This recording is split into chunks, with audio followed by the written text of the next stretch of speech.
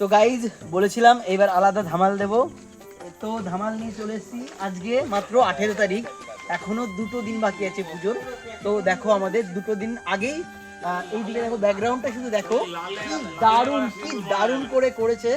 আর এই সাইডটা দেখাবো, এই যে এইটাও দেখতেই পাচ্ছ, সেই করেছে। তো একটা কথাই বলবো, তোমরা আমাদের মহাকাল এখানটায় আসো এবং এখানটায় এসে ব্যাকগ্রাউন্ডটায় আইফোন বলো, ডিএসএলআর বলো, সব ধরনের জিনিস আছে, তোমাদের ফটো তুলে দেওয়া হবে। আর এই দেখো, এবার দেখাবো যে আমাদের থিমটা কিভাবে তৈরি হচ্ছে।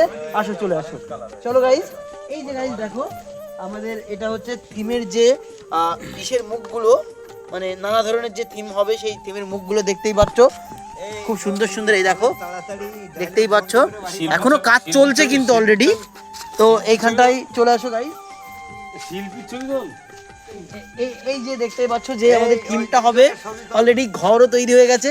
আর দেখো, এটা এখনো অনেক কিছু জামা কাপড় পরবে, তো ভয়ানক ভয়ানক থিম আছে। এই যে আরেকটা ঘর, এই যে আরেকটা ছোট্ট ঘর, এই যে এটা কিন্তু পড়ে আছে অলরেডি, এখনো ঠিক হয়নি। আজকে সারা রাত কাজ চলবে কিন্তু। এই যে আরেকটা ঘরও দেখো। তো আমাদের প্যান্ডেল দেখো, ওই যে মোটামুটি মাকে যেখানটায় বসাবো, এই যে এখনো অনেক কাজ বাকি আছে।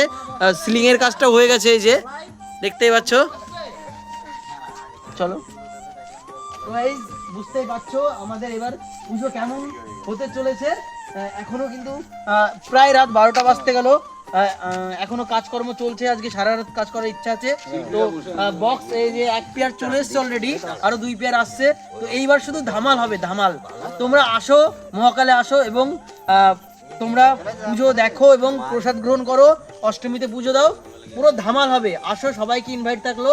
আমাদের ডিজেতে নাচবে, প্লাস সবাই আমাদের প্যান্ডেল দেখতে আসবে এবং আমাদের অষ্টমীতে পুজো, সরি, কালী পুজোর দিনে সবাই পুজো দিতে আসবে।